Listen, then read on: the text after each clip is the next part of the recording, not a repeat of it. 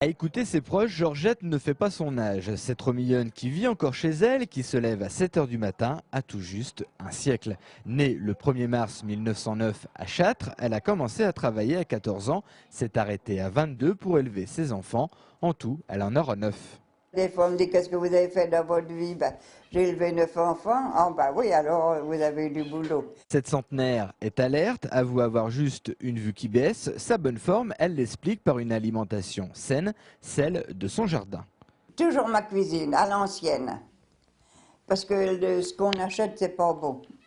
Georgette aura vécu l'arrivée de l'électricité, de la télévision, qu'elle regarde uniquement le soir. Elle avoue avoir un penchant pour Julien Lepers. Un petit peu, que juste Julien Lepers. Parce que je vois plus grand-chose. Dans ses souvenirs, seule la guerre lui donne un goût amer. C'est pas dans la guerre le pire qu'on a souffert, qu'il n'y avait pas de manger pour les enfants. On avait de l'argent, mais on ne pouvait rien acheter, il n'y avait rien. Ses enfants sont admiratifs, avoir la santé et toute sa tête, chapeau. Bon, oui, ça c'est rare parce qu'elle n'a pas de canne et rien. Et puis elle a une bonne tête, hein, elle se rappelle de tout. Hein.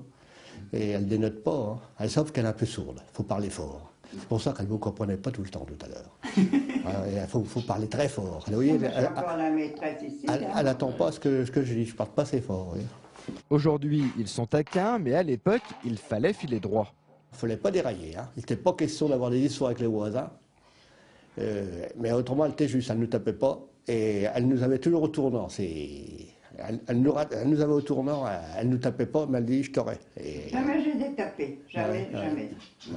Jamais elle nous a battus. Elle aimait chanter, elle aimait rire, elle aimait s'amuser. Vous voyez, elle n'a jamais eu un caractère à se faire du souci, dans le fond. Hein. C'était surtout ça qu'elle avait. Selon l'INSEE, en 1999, l'Aube comptait 47 centenaires, un chiffre en augmentation, la preuve avec Georgette.